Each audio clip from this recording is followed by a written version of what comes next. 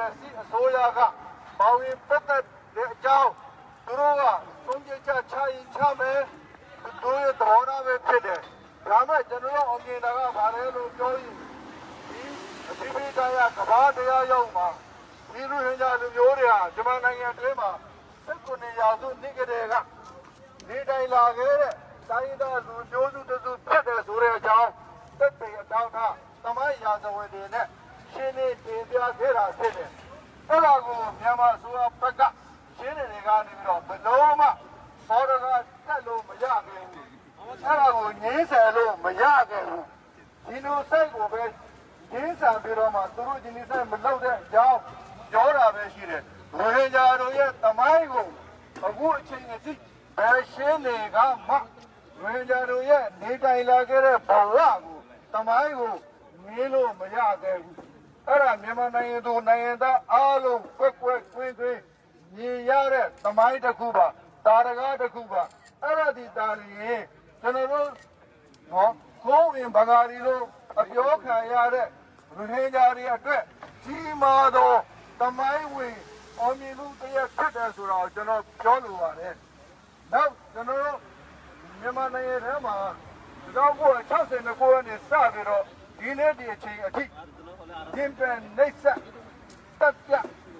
နောက်ဆုံးမှာလေရင်ကျင်းနဲ့ဘုံကျဲတဲ့အထိဖြစ်လာတဲ့ဒီမြန်မာစစ်ရာဇဝတ်ကောင်တွေကို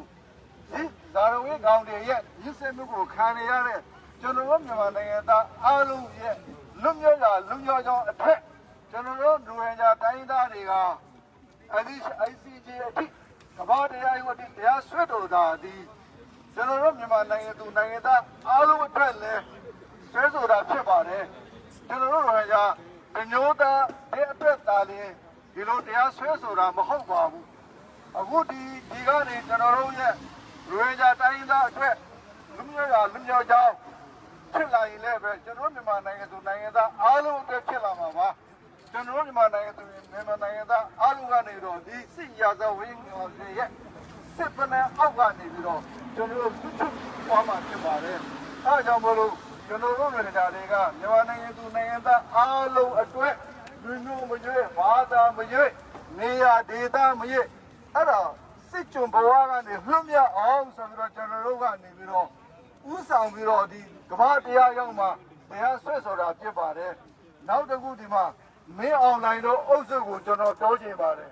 မင်းအွန်လိုင်းတို့အဖွဲ့အခုနားထောင်နေတာကိုကျွန်တော်တို့သိတယ်ကဲ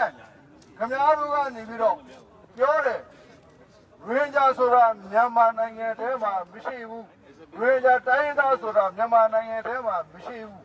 အဲ့ဒါကိုကမ္ဘာအမြင့်ဆုံးတရားရောက်ဝနေမင်းတို့ကိုနေပြီးတော့ဒီကနေပြင်ရတာပဲဖြစ်တယ်ရင်းကြဆိုတာမြန်မာနိုင်ငံထဲမှာ19ရာစုနှစ်ကတည်းကနေထိုင်တဲ့လူမျိုးဖြစ်တယ်ဆိုတာကမ္ဘာတရားရောက်ကနေတက်တင်ကြပြီးအဲ့ဒါမေကနေပြီးတော့မင်းတို့ကနေပြီးတော့အဲ့ဒါကိုသဘောပေါက်တော့နောက်တစ်ခုကမင်းတို့ပြောချင်တာမင်းအောင်လိုင်းတို့အောက်စုကိုပြောချင်တာကနောက်မင်းအောင်လိုင်းတို့ရဲ့နေပြီးတော့ဒီလော်ဘီတွေကမင်းအောင်လိုင်းတို့ရဲ့ဘောမအဖွဲ့တွေကိုပြောချင်တာကမင်းတို့ကပြောတယ် ICC ကနေရဟန်းကြတွေကိုနေပြီးတော့တိုင်းသားပေးမှာလားနိုင်ငံသားပေးမှာလားနော်ဒီ ICC ကနေရဟန်းကြတွေကိုနိုင်ငံသားပေးမှာလားအဲ့လိုပြောမယ်ဒါပေမဲ့ကျွန်တော်တို့နိုင်ငံသားတောင်းဆိုနေတာမဟုတ်ဘူးကျွန်တော်တို့မြန်မာနိုင်ငံရဲ့တိုင်းသားကိုလည်းတောင်းဆိုနေတာမဟုတ်ဘူးအကြောင်းတော်ကကျွန်တော်တို့ရဟန်းကြလူမျိုးတွေဟာ19ရာစုမတိုင်ကြတဲ့ကမြန်မာနိုင်ငံရခိုင်ပြည်ဒေသမှာတိုင်းသားတစုအဖြစ်နေထိုင်လာကြတဲ့လူမျိုးတွေဖြစ်တယ်ရခိုင်ပြည်လက်ထက်ကတည်းက14ရာစု15ရာစုတက်ကတည်းကရခိုင်ပြည်နယ်မှာနော်ကိုယဉ်ကျေးမှုဘာသာတရားနဲ့နေထိုင်တဲ့လူမျိုးတိုင်းသားတစုဖြစ်တယ်အဲ့ဒါကိုမြန်မာနိုင်ငံသမိုင်းမှာလည်းအတိအကျရှိတယ်သမိုင်းတွေလမ်းကြည့်ပါရခိုင်သမိုင်းကိုလမ်းကြည့်ပါနော်အတိအကျရှိတယ်ဒါပေမဲ့ဒီစစ်အစိုးရက1962ခုနှစ်စပြီးတော့အခုအချိန်အထိကျွန်တော်တို့ကိုနေရင်းနဲ့ပထမတော့တိုင်းရင်းသားကနေတစ်စစ်နိုင်ငံသားကနေ နိုင်ငံသားအဲ့နိုင်ငံကနိုင်ငံမဲ့သားနောက်ဆုံးမှနိုင်ငံခြားသားနောက်ဆုံးမှနိုင်ငံထဲကနေမောင်းထုတ်ခံရတဲ့အထိကျွန်တော်တို့ဖြစ်ခဲ့ရတယ်အဲ့ဒါမင်းတို့ကငါတို့နိုင်ငံသားနဲ့နိုင်ငံခြားသားဖြစ်အောင်မင်းတို့လုပ်တာအဲ့ဒါအခုငါတို့ ICJ ကနေတစ်ဆက်မြန်မာနိုင်ငံသူနိုင်ငံသားတွေအားလုံးစုပေါင်းပြီးတော့မင်းတို့ကိုဖြုံးမယ်မင်းအောင်လိုင်းတို့ကိုဖြုံးမယ်ဟုတ်တယ်မလားဟဲ့မင်းအောင်လိုင်းတို့ကိုဖြုံးမယ်မလားဟဲ့မင်းအောင်လိုင်းတို့ကိုဖြုံးမယ်မလားဟဲ့ဖြုံးမယ်မင်းအောင်လိုင်းတို့ကိုဖြုံးမယ်မလားဟဲ့မင်းအောင်လိုင်းတို့ကိုဖြုံးမယ်မလားဟဲ့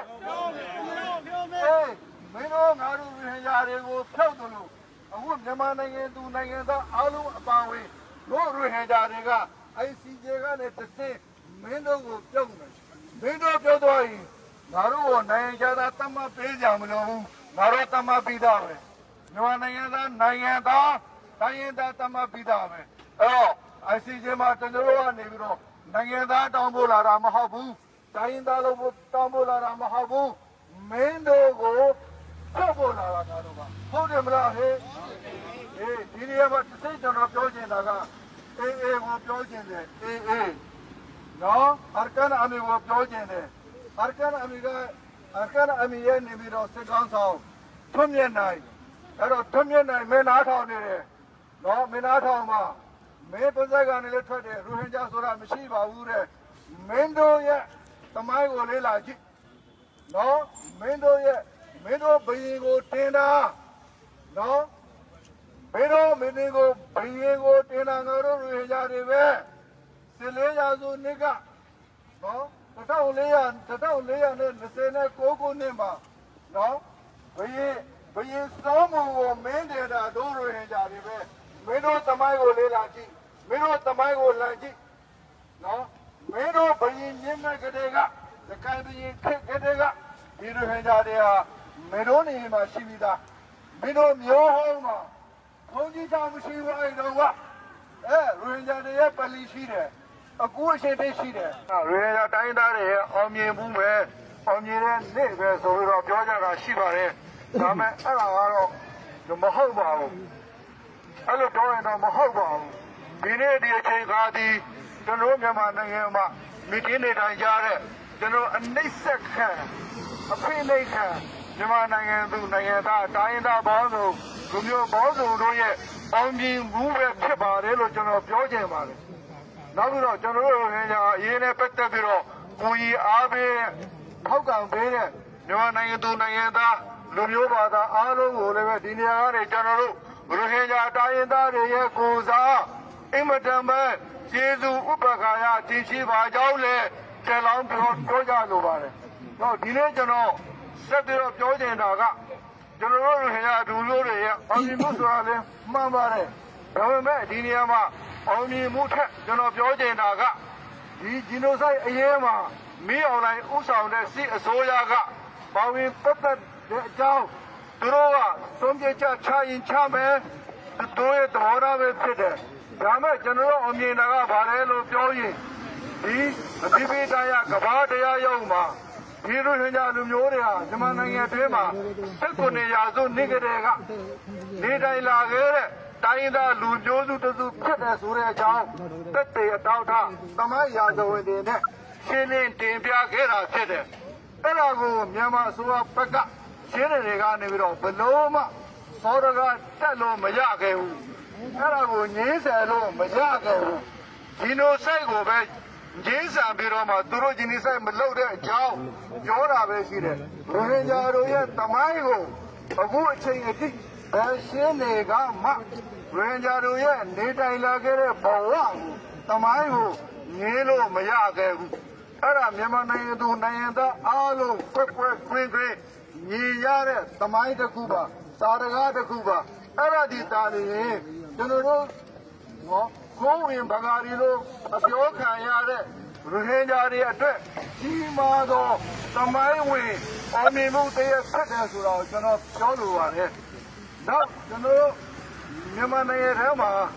1962ခုနှစ်စပြီးတော့ဒီနေ့ဒီအချိန်အထိဂျင်ပန်နေဆက်တပ်ပြ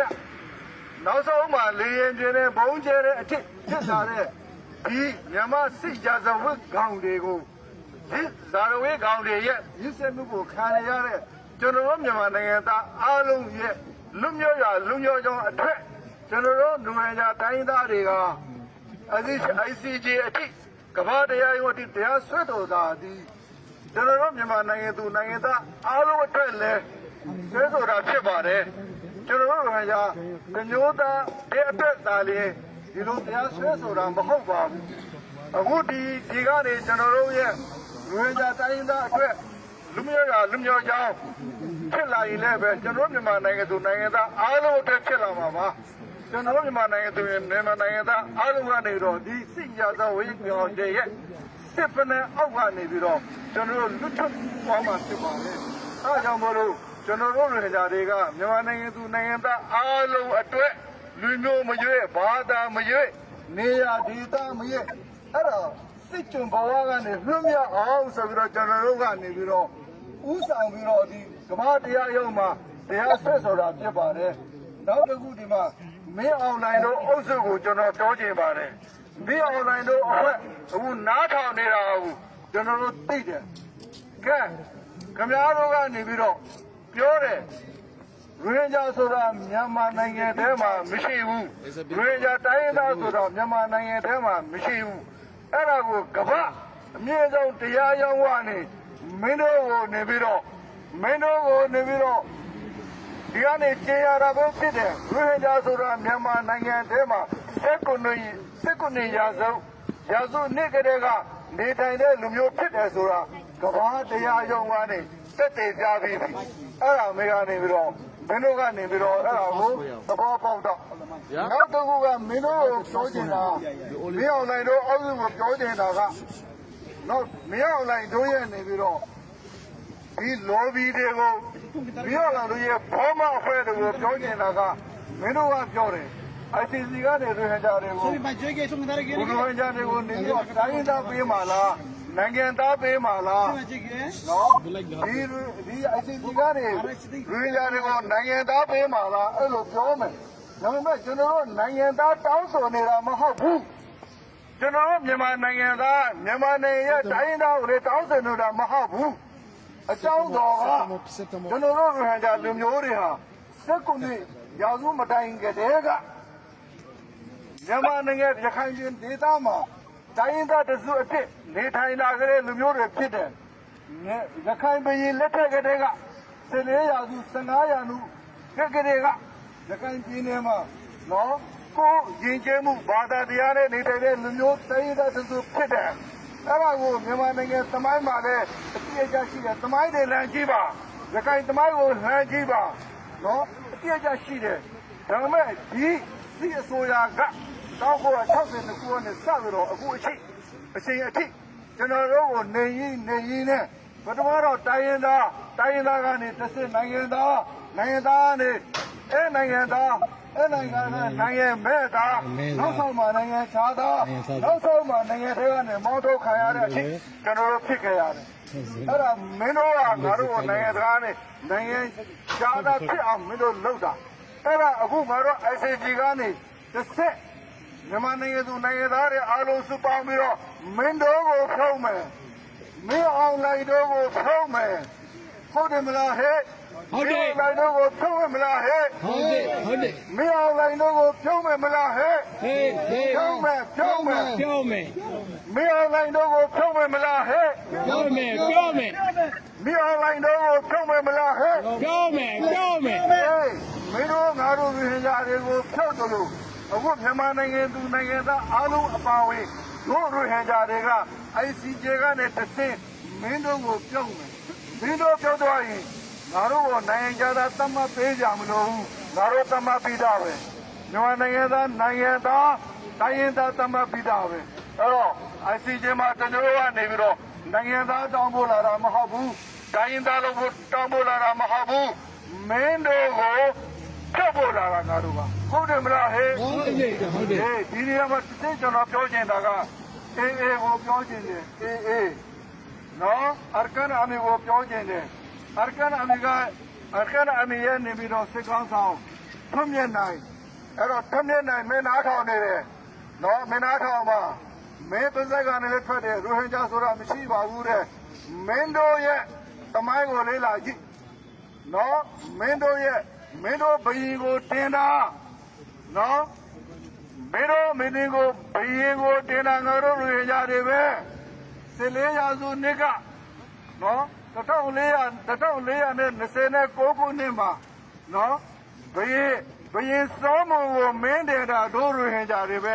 မင်းတို့သမိုင်းကိုလေးလာကြည့်မင်းတို့သမိုင်းကိုလှန်ကြည့်နော်မင်းတို့ဘယင်မြင့်တဲ့ကလေးကရခိုင်ဘယင်ခေတ်ကလေးကဒီရိုဟင်ဂျာတွေဟာမင်းတို့နေမှာရှိပြီးသားမင်းတို့မျိုးဟောင်းမှာဘုံကြီးကြောင်မရှိဘူးအဲ့တော့ကရိုဟင်ဂျာတွေရဲ့ပလီရှိတယ်အခုအချိန်တိတ်ရှိတယ်နော်အဲ့ဒါမင်းတို့စင်လာကြည့်နောက်ပြီးတော့ရခိုင်ပြည်နယ်မြို့တော်စစ်တွေမှာမြို့နယ်အကောင်မှာမင်းတို့ဘုံကြီးကြောင်မရှိဘူးဗုဒ္ဓဘာသာဘုံကြီးကြောင်မရှိဘူးရိုဟင်ဂျာတို့ရဲ့ပလီရှိတယ်နော်မင်းတို့ရိုဟင်ဂျာကြီးနောက်ပြီးတော့ငါတို့မှာရှိတဲ့ကလဒန်မြစ်ဆိုတာငါတို့နာမည်နဲ့ဆွဲထားတာကလဒန်မြစ်ဆိုတာခါနာဒန်မြစ်ငါတို့နာမည်နဲ့ပဲနော်နောက်ဒီဂျီနိုဆိုက်ထဲမှာအေအေကနေပြီးတော့နော်တစိမ့်တေကပြေပါဝင်နေတယ်အခုအချိန်တည်းအေအေကနေပြီးတော့ရိုဟင်ဂျာတိုင်းသားတွေကိုမြစ်ပြန်နေစနေတယ်တပ်ပြနေတယ်အဲ့ဒါကိုရပ်တမ်းပေးပါကျွန်တော်တို့ကရခိုင်တိုင်းသားတွေနဲ့အတူနော်ရှင်တွဲနေထိုင်ရေးကိုကျွန်တော်တို့လိုလားတယ်ရခိုင်ပြည်နယ်မှာရခိုင်တိုင်းသားတွေနဲ့ရှင်တွဲအတူတကွရှင်တွဲနေထိုင်ရေးကိုကျွန်တော်တို့လိုလားတယ်ကျွန်တော်တို့မှာအဲ့ဒီလမ်းကနေလို့တခြားလမ်းမရှိဘူးအဲ့ဒါကျွန်တော်လက်ခံတယ်မင်းတို့ကလည်းရခိုင်ပြည်ရဲ့အနာဂတ်သမိုင်းကောင်းစဉ်ချင်းအနာဂတ်နေတော့သမိုင်းလင်းချစေချင်းဒီကိုင်းကြီးလေးမှာနော်ဒီရိုဟင်ဂျာလူမျိုးတွေနဲ့အတူလက်တွဲပြီးတော့မှနေဖို့အတွက်မင်းတို့လည်းဆဲလာကြပါမင်းတို့ကိုအဲ့လိုပဲပြောချင်တယ်နော်အခုအချိန်မှာတချို့ရခိုင်နော်လူကြီးတွေကပါတီတွေကမရောက်နိုင်တဲ့ပေါင်းပြီးတော့မှရိုဟင်ဂျာလူမျိုးတွေကိုမောင်းချခြင်းတယ်ရိုဟင်ဂျာလူမျိုးတွေကိုညှင်းဆန်ခြင်းတယ်အဲ့လိုပြီးတော့လုံးမဲ့သဘာဆိုလို့ရှိရင်ရခိုင်ပြည်နယ်ကဘတော်မှငြိမ်းချမ်းတာမှာမဟုတ်ဘူးရခိုင်ပြည်နယ်မှာဘတော်မှငြိမ်းချမ်းတာမှာမဟုတ်ဘူးရခိုင်လူမျိုးတွေကလည်းပဲဘတော်မှငြိမ်းချမ်းတယ်ရခိုင်လူမျိုးတွေကလည်းဘတော်မှတာယာမဟုတ်ဘူးရှင်းပြောမယ်ကွာတို့ရိုဟင်ဂျာလူမျိုးတွေနဲ့မတွဲရင်မင်းတို့ဘတော်မှလူလိုက်ရမကြဘူးရခိုင်တွေရိုဟင်ဂျာလူမျိုးတွေနဲ့လက်မတွဲရင်ဘတော်မှလူလိုက်ရမကြဘူးနော်ဘတော်မှမင်းတို့လူလိုက်ရမရနိုင်ဘူးမရလေနော်ငါတို့အခုငြိမ်းချမ်းစွာမင်းတို့ကိုတောင်းဆိုနေတယ်ရိုဟင်ဂျာတွေနဲ့လက်တွဲပါရိုဟင်ဂျာတွေနဲ့လက်တွဲပြီးတော့မှရခိုင်ပြည်နယ်ကိုထူထောင်ပါနော်ရခိုင်ပြည်နယ်ကောင်းရာကောင်းကြောင်းအနာဂတ်တာယာကြောင်းမင်းတို့စဉ်းစားပါအဲ့လိုမဟုတ်တဲ့ဆိုရင်ရခိုင်တွေတို့ရိုဟင်ဂျာတွေလည်းပဲလက်နဲ့ကင်တတ်တယ်တို့ရိုဟင်ဂျာတွေလည်းပဲလက်နဲ့ကင်တတ်တယ်တို့ရိုဟင်ဂျာတွေမှာလည်းလက်ရှိတယ်တို့ရိုဟင်ဂျာတွေရဲ့ခြေစက်လည်းပေါက်တယ်နော်ရိုဟင်ဂျာစစ်သား9000ပါတဲ့စစ်တဲ့9000ပါတဲ့စစ်တပ်ကရိုဟင်ဂျာတွေအတွက်မဝေးဘူးရိုဟင်ဂျာတွေကတိုက်ပွဲမလို့နေဘူးငြိမ်းချမ်းတော့အတူတကွရှင်တွဲနေတိုင်းကိုလုံထားတယ်ဒါကြောင့်မလို့မင်းတို့လူလိုက်ရဲ့လို့ရှိရင်ရိုဟင်ဂျာလူမျိုးတွေနဲ့လက်တွဲပါနော်အဲ့ဒါမင်းတို့တက်ကောင်းမယ်လူသားကိုမငြိမ်းဆန်တဲ့ဒါပဲအဲ့တော့ဘုရားမှာတော့ကျွန်တော်ပြောနေတာကကျွန်တော်တို့မြန်မာနိုင်ငံသားအားလုံးဒီစစ်ဘလူရဲ့လက်ချမှုကံကနေစစ်ဘလူရဲ့နေပြီးတော့တံပနဲ့အောက်ကနေလွတ်မြောက်ပါစေမြန်မာနိုင်ငံသားအားလုံးဒီစစ်ရာဇဝမှုကြောင့်စစ်ဘလူစစ်ခွဲငရေခွဲတွေရဲ့လက်အောက်ကလွတ်မြောက်ပါစေမြန်မာနိုင်ငံသားအားလုံးဒင်းဆန်တာယာတဲ့အနာဂတ်စီလမ်းထောက်နိုင်ပါစေမြန်မာနိုင်ငံသားအားလုံး ဘေးပေါ်ကကျင်းကွာလျက်တာယာဝပြောသောအနာဂတ်စီဆုံးဥတည်နိုင်ပါစေကြောင်းသုတောင်းရင်းနဲ့ပဲဒီရပဲကျွန်တော်ဒီကိုထုတ်လိုက်ပါတယ်အားလုံးပဲကျေးဇူးတင်ပါတယ် ဟုတ်ကဲ့